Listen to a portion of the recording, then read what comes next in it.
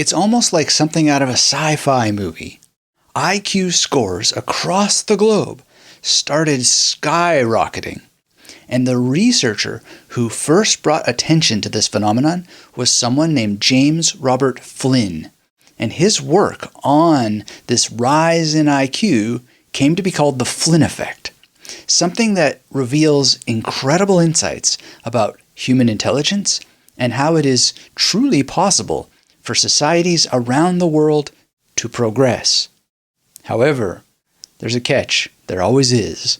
This upward trajectory has slowed, and worse, in some regions, the trend has reversed. And so now, shockingly, we're faced with a new phenomenon.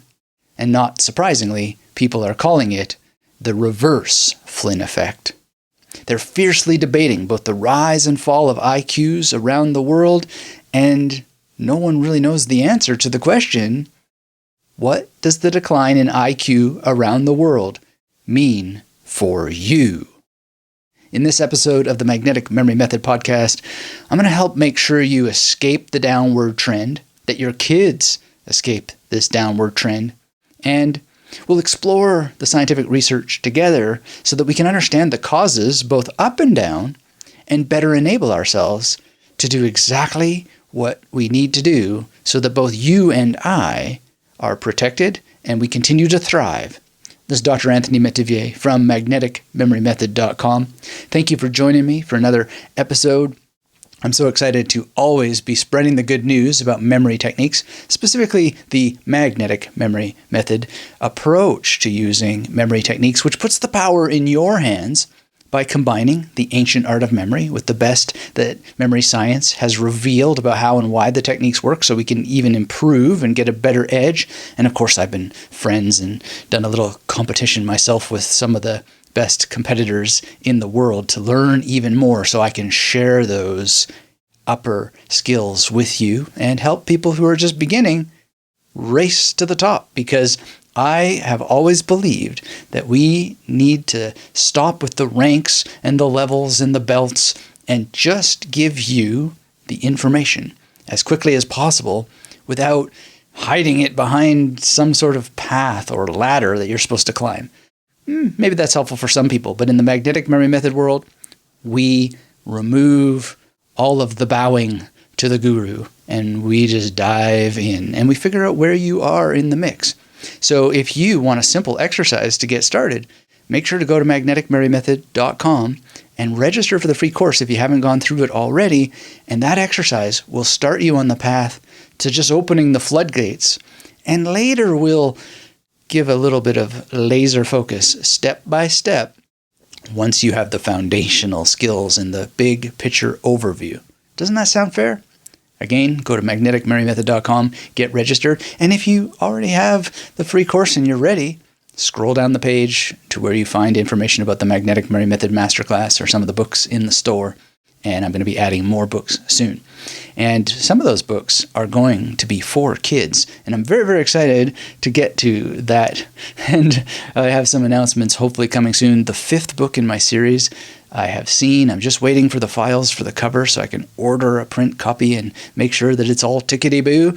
And then I will be releasing my first series of books for kids that are also for adults and for teachers too, because we together as a community are going to defeat the reverse Flynn effect. So with that in mind, let's get into this. What exactly is this Flynn effect if we were to spend a bit more time on a definition?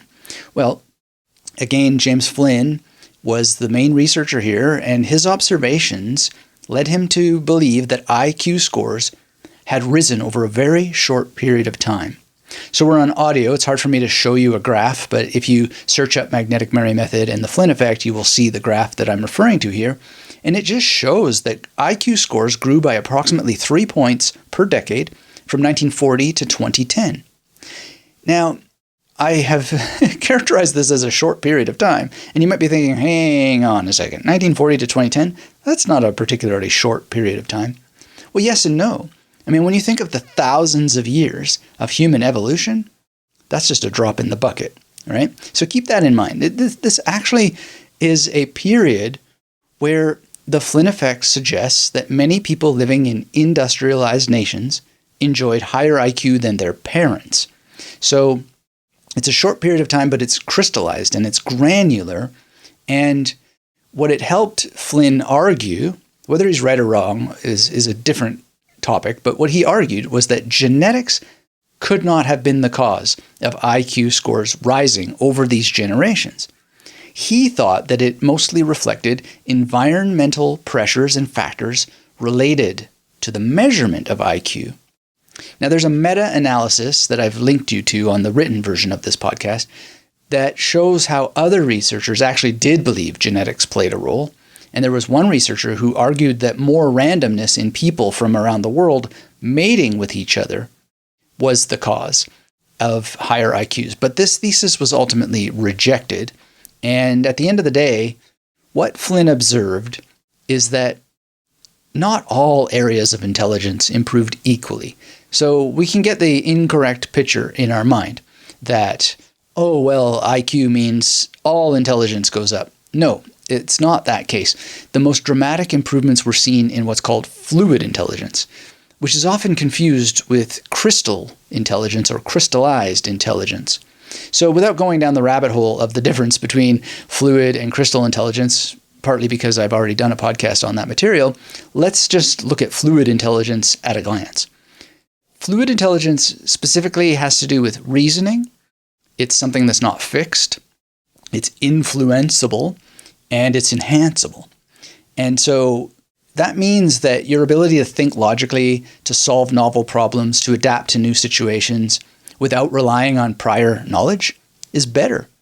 And if it were, something that you didn't have, then obviously you're going to have a hard time actually being influenced, right? And you're going to have a hard time enhancing your fluid intelligence. So there's a kind of interesting circle there. You kind of have to have fluid intelligence in order to improve fluid intelligence. At least that's my interpretation of things. And, when we think about how fluid intelligence has to be enhanceable, think about it. Like, how do you enhance it? Well, you engage in brain training exercises. You learn memory techniques like I teach through the magnetic memory method. You complete logical puzzles. You practice mindfulness. You have a healthy lifestyle, etc. Well, you kind of have to be open to that stuff in the first place, right? You have to think logically and go, oh, yes, it makes sense that if I want to have a better life, I better do those things. So there's an interesting thing there. I don't necessarily know what the solution is so that everybody is that way, but clearly not everybody is that way. And if it's not genetics, well then why is it that some people enjoyed an upward swing in IQ specifically for better fluid intelligence? Well, researchers continue to debate the causes of the Flynn effect, but some of it almost certainly has to do with better education, which means expanded access to training and improved teaching methods for a period of time. And people like myself, I believe, were very much the benefits of this. We learned reasoning and had problem-solving skills that my parents clearly didn't have, and it's just amazing how things just got better in generation after generation as this study and area of interest has demonstrated. And yes, it's not everywhere in the world, but it still is in so many parts of the world. It's quite astonishing. Another aspect to it is improved nutrition, especially childhood nutrition. And one time, or better said, one thing to think about here is when we say that there's improved nutrition, what does that mean? Well, it means that there are reductions in malnutrition. And so that means that there's more healthy brains that have developed as a result. We also have technological advances. So even though really it wasn't until I was in university that I had an email address, we were taught BASIC when I was in a very special class for kids with behavioral issues. They found that people like myself who can't, obey the teachers, they found that we were particularly interested in learning BASIC if we were just in a room with only 5 or 6 other students. And they gave us pizza more often than the other students. Anyway, that was punishment. Learning BASIC and getting pizza every once in a while as a part of the special ed group or whatever they were calling us at the time. That was part of a technological advance, Having that extra access encouraged cognitive stimulation for all kinds of people. I think the first computer I saw when I was in school was in grade 4. We had one computer in the classroom for that grade, and I think every class had a computer, just at least one, and then there was a computer lab that by grade 7 existed. And then even when I was in high school, they still had magnetic tape computers, I remember. But in any case, the whole point of all this is that it led to more complex problem solving, because just knowing what BASIC was, allowed you to imagine what it means to program something, which is to solve problems. Anyway, another factor is smaller urban families. So you would have families that were able to focus more resources and attention on individual children, which would boost their cognitive development. And if more people are in cities, then they're encountering more diverse and cognitively demanding environments that's going to contribute to mental growth. So those are some of the factors that people believe helped. And I didn't live in a big city until I was basically an upper teenager adult. But even in the smaller cities that I grew up in, there were great libraries and museums. And so that really, really helped, I'm sure. But ultimately, at the end of the day, I had to learn big cities when I moved to them. And at first, it was quite a cognitive challenge to learn to navigate a big place like Toronto, which was the first big city that I lived in. And it was definitely something that I think you would get a benefit from if you grew up in such a big city, because you'd have stronger spatial intelligence and a better sense of problem solving in terms of how long it takes to get to certain places and so on, which then makes you more fluid when you have to transfer those kinds of calculations to other things. At least that's how it seems to me. Now, what do we make about the idea that these increases are now going down, the so-called reverse Flynn effect? Well, in places like the USA, some researchers that I have found, they compare graphs, and I have the graphs for you to look at on the written version of this podcast, if you like. And they think that stagnation has happened in education and technology. And more people, shockingly, are having a harder time accessing good education and technology. Now, why might that be? Well, for one thing, the smaller the screen, the smaller the imagination is one of my ideas. So people are now on very hard devices to properly type in URL addresses. It's such a pain in the butt to type in, say, magneticmemorymethod.com to come and get a free course. You can't really fully see the fields that you're typing into. The small little letters that are on the screen that you type lead to all kinds of errors, and then you wind up in wrong places and so forth. Well, that makes it harder to access things, not easier. And search on the internet has gotten worse, not better. I saw some research today that actually more and more people are using the big search engines than ever before, even with ChatGPT and so forth. And that can be, but at the end of the day, think about it. The access to using the technology has accessibility problems, at least from my perspective, that haven't really helped anything when it comes to education and educating yourself. When it becomes harder and harder and harder to accurately type on a device and have it just simply navigate to a URL that people give to you, that's like being blind in a library, not being able to use the Dewey Decimal System because somebody has altered it in such a way that you can't see the whole call number, and then you can never find the book, right? Because it's too hard. And when things are too hard, people give up. Now, you also have so-called Matthew effects, which is the rich get richer and the poor get poorer. And I think there's a lot to that, and we see that. And part of it has to do with, let me put it this way. There's talk that I've heard from very, very wealthy people that own shares in technologies that they would never let their children use. Make sense? I don't think I have to say any more. And then there's disruptive policy changes. Governments around the world are shifting. The imperatives that they have are, at least they seem regressive. I don't know how regressive they will be over time, but there's some problems there for sure. And let's just say we're going to go beyond speculations about what's right and wrong and just say that the fact that there are conflicts is already itself disruption enough. And, you have poor diet that's increasing, and people have continually eaten more and more foods that are very, very bad for memory, and they feed them to their children. And on top of that, we seem to have a rise in anti-intellectual sentiment. And I've seen this myself, and it's very, very shocking that people who think and share the words that come out of their mouths because they're thinking have started to be more and more penalized, when the promise and the hope was that the internet would increase freedom of expression and have more intellectual discussion. And so it's an interesting situation. And I never really saw the whole idea of deplatforming coming, which is weird that I didn't see its potential until that it started happening. And, it's just a strange feeling, and I don't know quite what to make of it.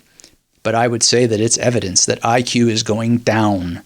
When people start to say that ideas and public debate is not welcome, and we can't shine light on the ugly things that other humans say, we have to remove them, we have to penalize them, I'd say that's a sign of intelligence going in the wrong direction, because sunshine is a great disinfectant when it comes to exposing people for what they are and who they are because of how they express their ideas. And it's much easier to banish by exposing it than it is to just make it stronger in the darkness, because that's what evil likes to feed on, is darkness, and it grows and grows and grows and festers like a boil. So those are my cards on the table. I really don't understand censorship. I suppose that there has to be some level of it here, there, and the other place. But the sadness of it all is that the censors typically are incapable of following their own censorship guidelines, and then they have endless reasons why that they should be exempt from the rules, proving the point that if it's going to be uneven and unequal, then darkness is in the censorship itself, and it will fester and it will destroy. All right. When it comes to the conclusion that we can take from all of this in order to buck the trend, I strongly recommend that above all things, you prioritize learning. Commit to being a lifelong learner, not in this, well, I like to learn, I love to learn new things kind of way, but in a dedicated manner where you engage your mind structurally. You have goals that you have set, and you make daily steps towards accomplishing those goals. And I don't want to sound like super dramatic here, but the reality is that a lot of people dream and do not design. Please make sure that you design and your dreams have a shot at actually being realized. And the design for learning is something that I talk about quite a lot. And if you haven't gone through my material about how to become an autodidact, that will help you with your design efforts. And that's on the podcast. You can go through it, take notes, follow those steps and the examples that I give, and you will have an amazing adventure because you've prioritized the design of your dreams, and then you design the program that you will follow by breaking it down. And if nothing else, if you can't imagine what it is that you want to learn, pick a language and learn that. There are so many cognitive improvement studies that I could share that show that learning a language is good for your brain for the long term. And the advantages of bilingualism is just amazing. What happens? You can get dementia and Alzheimer's and have very few symptoms, potentially even no symptoms. That's developed by having what's called cognitive reserve. Now, another thing to do to buck the trend is focus on foods that help you maintain a healthy lifestyle, get proper sleep, get lots of exercise, and take memory-friendly rest in ample doses by making sure that you meditate and limit your screen time. Do some digital fasting. This consume stuff all the time is not good for your brain. It spikes what's called phasic dopamine, and you want to develop what's called tonic dopamine. So phasic means that in phases you have spike, and then tonic means that it remains relatively stable. And one of the things that you can do to help with establishing and then maintaining this stability is get your hands involved in the learning process by handwriting away from computers while you're limiting your screen time. This will boost your mental engagement.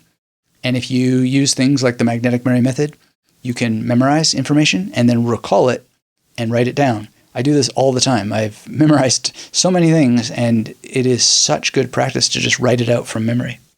And speaking of memory, memory training can be many things. You can find the main points in books and memorize those, and then think reflectively about what it all means. You could commit poetry to memory, which I do frequently. You can work on numbers or all kinds of information. The key is that you expand your memory by memorizing. And here's another reason why it's so beneficial. I had a one-on-one coaching session with a client today, first time, and just a wonderful session, a person who's devoted not only to her own purposes, but also to be a better teacher and to teach her students how to have a better memory. And the issue that came up was this thing that haunts a lot of people who want to get into memory techniques, but they feel like they're not creative enough and that they don't know enough to use memory techniques. And the reality is that you don't need to know enough in order to get started. You just need to be willing to use what you do know. So what that means, and I'll just give you a simple example that I gave her.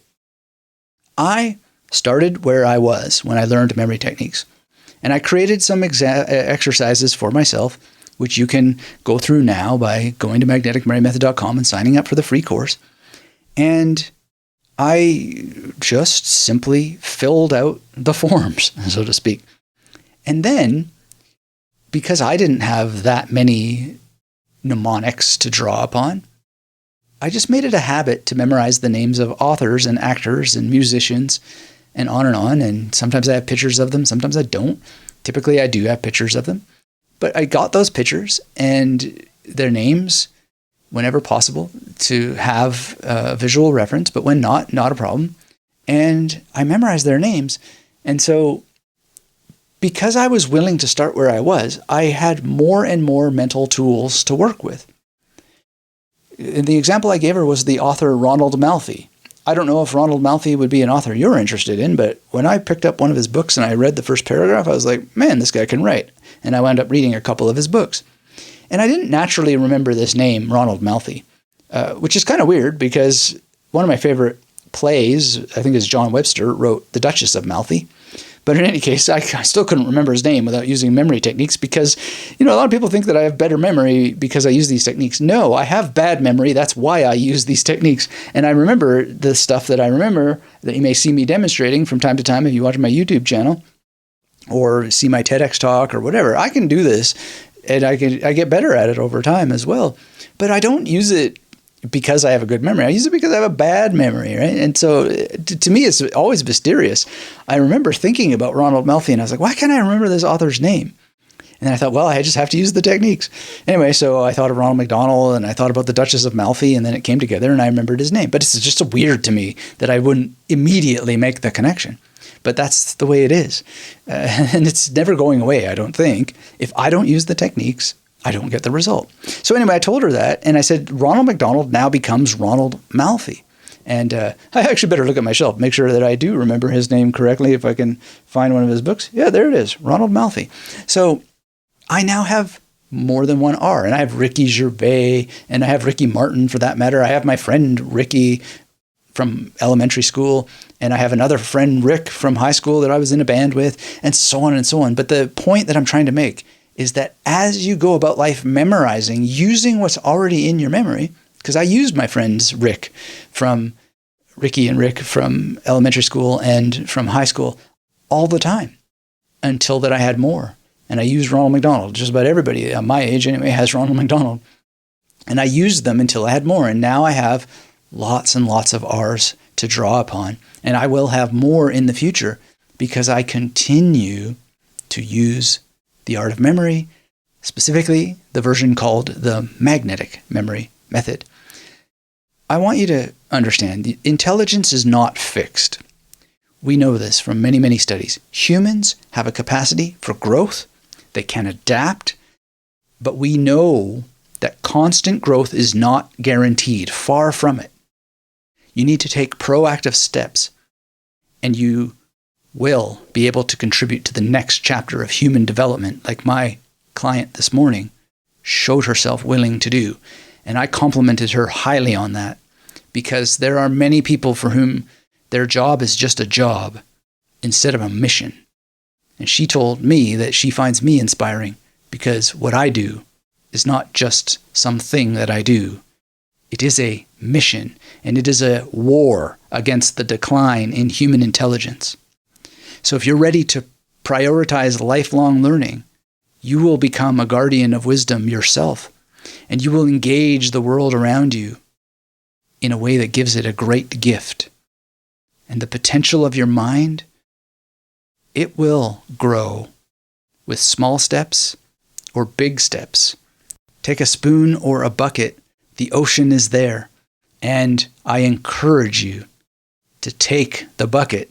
And that's what the Magnetic Memory Method is all about. Thank you for listening to this episode of the Magnetic Memory Method podcast. Make sure to come visit me at magneticmerrymethod.com. And until we have a chance to speak again, fight the good fight against the decline in IQ and keep yourself magnetic.